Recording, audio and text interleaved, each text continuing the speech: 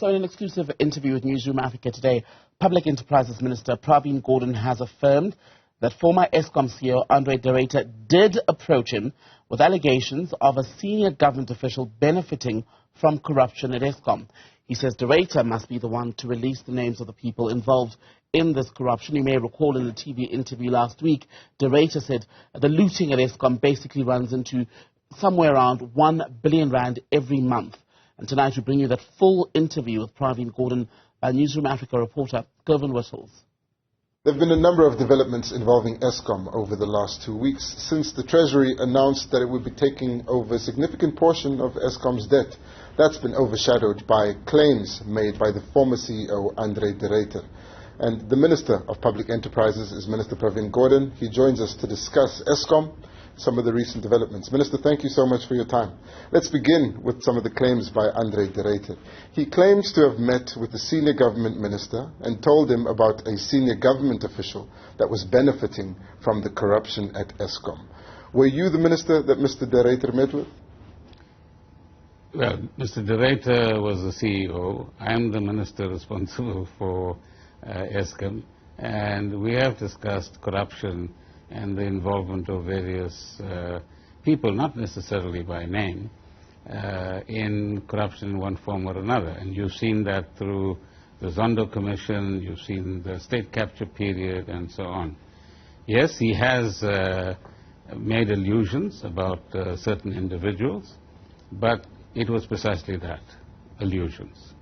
And as far as the law is concerned, and as far as my understanding of the law is concerned, I can't just arbitrarily point to someone and say that person is involved in whatever the suggestion is about either being corrupt or involved in corruption. The issue here is, as I said in Parliament last week, we cannot rely on rumor, suspicion, or even what a certain publication calls intelligence. There's a distinction between that and evidence. If Mr. De Ruyter has the evidence, which I don't know, he must take the initiative now and do that which is legally required of him, which is go to the law enforcement agencies and give the evidence to them so that they can do the work that is required of them. Don't expect me, on the basis of some understanding and possible suspicion around individuals, to now say who it is. I don't want to be charged with defamation or anything like that, because I don't have the evidence. I have the suggestion that there might be this particular involvement or lack of involvement. And so the proposition is a very simple one. I can't publicly go and say I think X and Y or Z is involved. And I can't do it because that's not what the law requires of me. And that is not the right way to do things, to throw suspicions at people. I myself have been the subject of all sorts of assertions through false intelligence reports, through holding bank accounts in foreign countries leveled at me by certain political parties, all of which were proven to be lies. So I'm not going to get involved on that basis. There is a legal process in South Africa. Follow the legal process. Mr. De Ruyter specifically claims that when he mentioned the name of the senior government official allegedly involved in corruption at Eskom, that the minister he was meeting with turned to another senior official and said, I suppose it would come out sooner or later. Did that happen? I don't know. Can't remember. But whether it did or not is still immaterial. The real issue is, has he got the evidence? If he's got the evidence, the hawks are waiting for him. Do you think he has the evidence? I'm sure he has more than what he's suggesting or is being suggested, because there's a process that he was involved in for some time, both in respect of what is currently in the media, but also in relation to the coal mafia, the oil mafia, the spares and maintenance mafia, and so on. So over a period of time, both through the Zondo Commission, in the Parliamentary Committee in 2017, and through the last 2.5 to 3 years, we know that these are all forces that are impacting negatively on Eskom, and that is leading to together with other factors, the level of load shedding that we have. So whilst these factors are important, what's important for ordinary South Africans is when are we going to stop the load shedding? And that's where our efforts must go, while the law enforcement people do their job. The job of Eskom is to minimize load shedding, to get the plants working properly, so that South Africans and the economy can begin to thrive, and South Africans can get less frustrated with the interruptions in their lives created by load shedding. You were someone who had defended Mr. De Ruyter during his term as CEO. As a parting shot, Mr. De Ruyter had opposed the 153-page affidavit in another matter involving the UDM, in which he doesn't give any evidence of the corruption. And there's been a perception that you've had a falling out with him. What do you think about that perception, and why do you think he made those comments?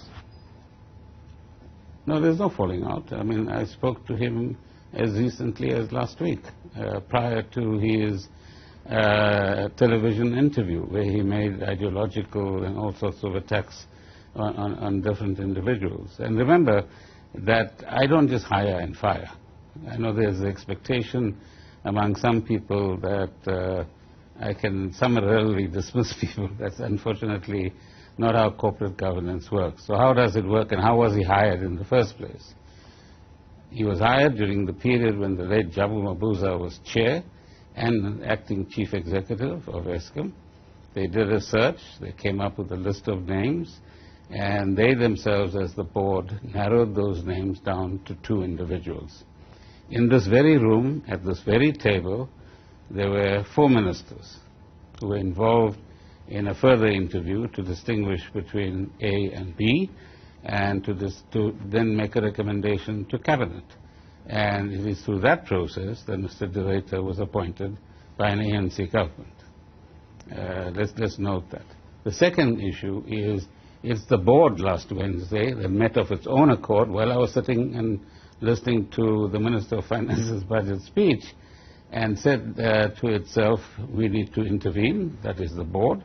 Secondly, they had Mr. De Ruyter in the room, I'm told. Thirdly, they asked him, and I think that's in a letter somewhere that is available to the public, what do you got to say? He said, if you think I've embarrassed Eskom, and I'm paraphrasing this, then I'm willing to leave, as I originally said, on the 28th of February.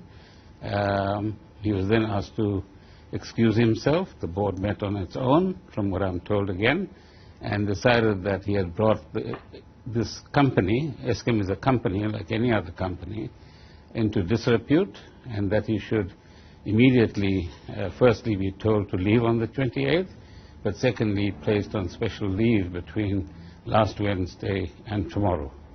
So, in effect, he's still the CEO, but on leave at this point in time. Well, you've appointed an interim CEO, but before we move away from that issue, why do you think Mr. De Ruyter made the claims that he made to the public? I don't know. He's obviously upset and angry about something. And I must place on record that immediately after I became aware, and which was not when the so-called poisoning actually happened, it was a while after that, but when I became aware of the cyanide poisoning, I actually made the effort, together with a colleague, to visit him and his family, who were about 2 hours away from Cape Town in the Western Cape, as an expression of solidarity with him and his family because of this attempt that was made on his life. And that's, again, an indication that there was no falling out. But at the same time, what we've been trying to encourage him to do is to focus on the current plant, which gives us 80% of the energy that we have, that is the coal-powered plants. And whilst the just energy transition is important, equally important is the so-called unbundling of Eskom. And so these 3 processes needed to follow in parallel. But when the public is screaming and shouting and angry, justifiably, about the high levels of load shedding, but also the unpredictability with which it is actually happening, which I don't think is entirely about old plant, an unreliable plant. I think there are other factors as well. Then the chief executive is required to give attention to that and make sure that every effort is being made to ensure that South Africans are not upset, they're not frustrated, that their daily lives are not disrupted on the one hand, but also I think you know the kind of negative impact that it has had on the economy. Minister, why do you call it so-called poisoning or cyanide? Well, I haven't seen the toxicology reports and so on. I don't think the board has either, but they are conducting some inquiry into that process. Let's move on to what you had earlier alluded to, which is intelligence reports. There's an incredibly detailed report, not with names though, in the Daily Maverick today, authored by Kevin Bloom. It follows on from reports in the Sunday newspapers alleging that there are 4 cartels which have essentially got Eskom's power stations in Mpumalanga in its grips. Are you aware of these cartels? No, I'm aware of the fact that there's corruption, and all of us are aware of it, meaning the whole country. Eskom was corrupted, Transnet was corrupted, SARS was corrupted, prosecuting authority was corrupted during the period of state capture. And all of that was put before Justice Zondo during that process, and you have extensive reports from that commission. But equally importantly, you've had the government response in terms of what we're going to do about it. So that's part A. Part B is when Andre walked into the job, he was aware that he is coming in at a time when there's a recovery process taking place out of the state capture process, and that we've got to clean up.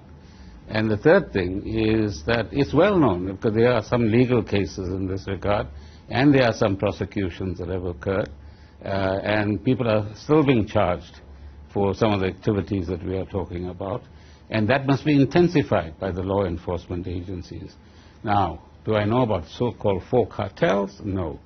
Do we all know that there are, as I said earlier on, people mischievously mixing coal with stone? Yes.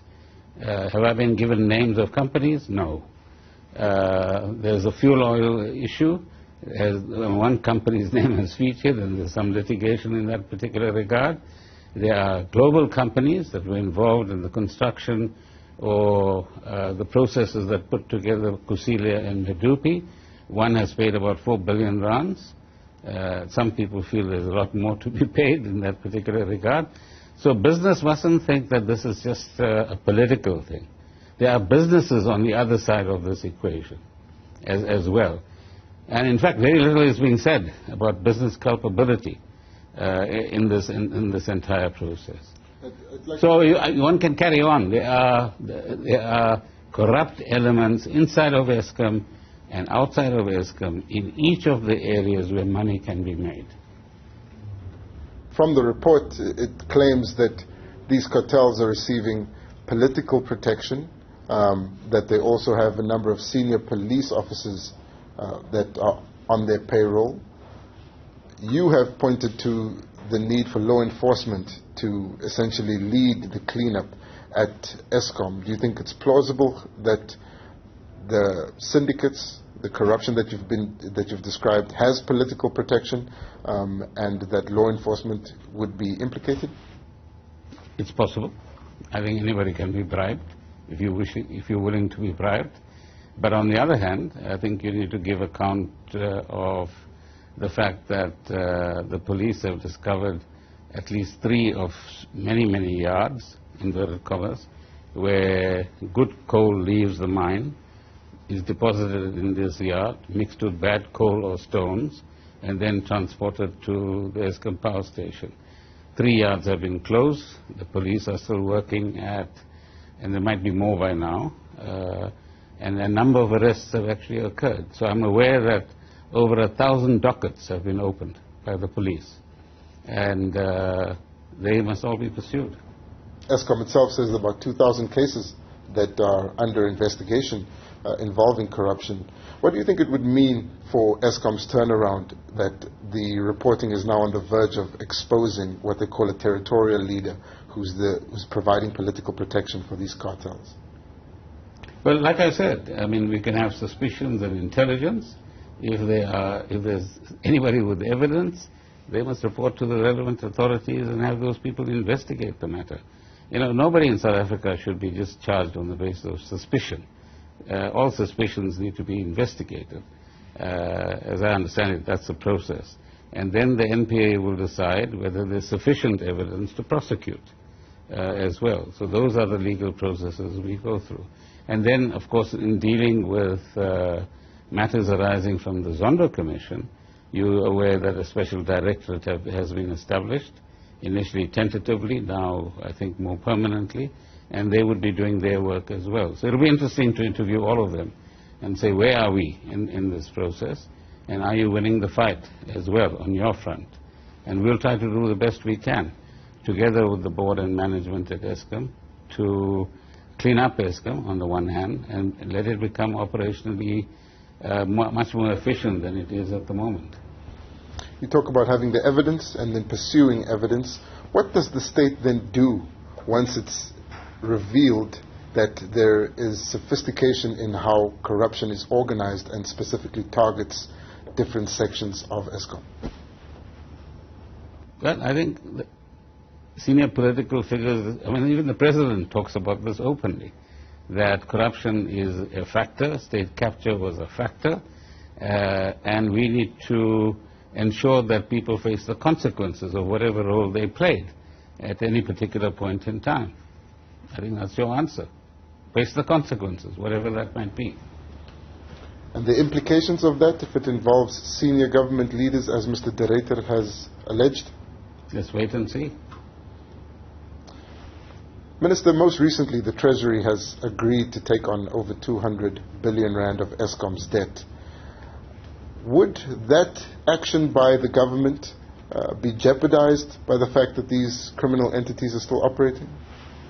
No, I don't think they'll be jeopardized, but as you know, the Treasury has also prescribed certain conditions that Eskom, through its board and management, must meet, and we as a shareholder will have oversight of that, and then Parliament will have oversight over what we do as well. And we need to ensure that, firstly, the money is used to actually decrease the debt. I think one of the conditions is that the money can't be used for any other purpose. It must be committed to debt relief, which is the intent not just of the Treasury but of government more generally. And secondly, that within Eskom itself, its operations, its cost base, and the way it spends money must be looked at as well to ensure that they're operating, as I said earlier on, in the most efficient way at each of the power stations, and that they are spending public money, the revenue that they get, and any other assistance that government offers them in the right kind of way. On the flip side of that coin is all these extraction processes that are going on. So South Africans generally, I think, need to just move away from some of the political noise, because there's elections coming next year, and ask the question, what can each of us contribute to cleaning up Eskom? What can each of us contribute to fight corruption in whatever form we see it, from a traffic officer to the more sophisticated crimes that we see within our society? And if we are aware of what is going on, report to SARS, report to the Financial Intelligence Center, and report to the law enforcement agencies so that they can do their work in assisting to clean up as well. This is not going to be achieved by any single individual. Right? That will be misleading the public. This has to be, firstly, a massive collective government effort, and that's what the National Energy Crisis Committee is about, making sure that the whole of state works together. But secondly, it has to be a people's effort. That's how we got our democracy. And this is a danger not just to Eskom, it's a danger to our democracy. And we must get it right. You speak about reporting it to the law enforcement agencies, and then finally circling back to what we started with. You mentioned that you can't act based on suspicions, and Mr. De Ruyter should take his evidence, if he has any evidence of what he's claiming, to the law enforcement officials. Are you pursuing further investigation of your suspicions regarding the corruption at Eskom, or are you speaking to anyone to try and see if your suspicions could unearth evidence of what Mr. De Ruyter alleged? That's the job of the board and the management. So in pursuance of all of the things I've talked about. I mean, if mine A is supplying the wrong coal, surely the board as the accounting officer, so to speak, or the accounting authority, and the management must make sure that that mine owner doesn't get any more business from Eskom. If a contractor is not doing the right piece of technical work to restore a unit within a power station to efficient operations and is messing around with counterfeit parts, then intervene and make sure that contractor doesn't have any role in doing business with Eskom as well. So yes, we must pursue each and every one of those. At a macro level, the kind of other issues that are at hand here, there's an avenue, like I said, and that avenue is a legal avenue. And we'll keep our eye on it. We'll also get legal advice on what our obligations are. I'm not going to step outside the law, but let me make it very clear. My intolerance for corruption continues. And to whatever extent one can combat it or encourage others to combat it, I will continue to do so, not just as an individual, but as a national mission that we have to accomplish for ourselves. There is a perception which exists that when Mr. De Ruyter was accused of treason, you said nothing. What's your response? No, we made it very clear that that kind of language and references is unacceptable. And what is crucial is to keep the focus on Eskom, keep the focus on reducing load shedding. And let's all understand each other's limitations. We also have possibilities, but there are huge constraints that we are working with. And intemperate language has real place here. However, at the same time, one must ask the question, having made all the efforts to support him in his role as CEO over the years, and critically so at some points in time as well. The question South Africans should ask ourselves is, which CEO who is about to depart an organization of his own will, he gave the notice to leave, nobody fired him, he gave the notice, I'm resigning. Which CEO is known to have done this sort of thing, where he launches political attacks, ideological attacks, and without going through due process at the same time? So there's few examples, if any, in this country, let alone the world, where something like this happens. So the question has to be, what mental state drives you to this point at the end of the day? And one hopes that he will do the right thing by the law, on the one hand, but also reconsider some of his rather outlandish political points that he made. Talking about apologizing or withdrawing those points? That's for him to decide. A little bit of humility has never harmed anybody. With the benefit of hindsight now, how do you think he did as the CEO? He did certain things well, and there are other things that he could have done better, including reducing load shedding. Well, you were previously quoted as criticizing him for going around the world, studying renewable energy projects. What did you mean in that criticism? No, it's a simple point, which is that right now and for some time, the focus needs to be on a much more efficient energy producing or megawatt producing lights on Eskom. That's the priority that South Africans expect when you're working for an institution that is 100% owned by the South African public through its government. That it is necessary to prepare for a response to climate change, which this government has committed itself to, there's absolutely no doubt. Does the CEO himself need to be involved in that? There are lots of people who could, under his guidance, do that work whilst keeping the lights on, inverted commas. Thank you so much. Minister of Public Enterprises, Pravin Gordhan, speaking to us exclusively on Newsroom. Channel 405 on DSTV. I'm Govin Whittles in Pretoria.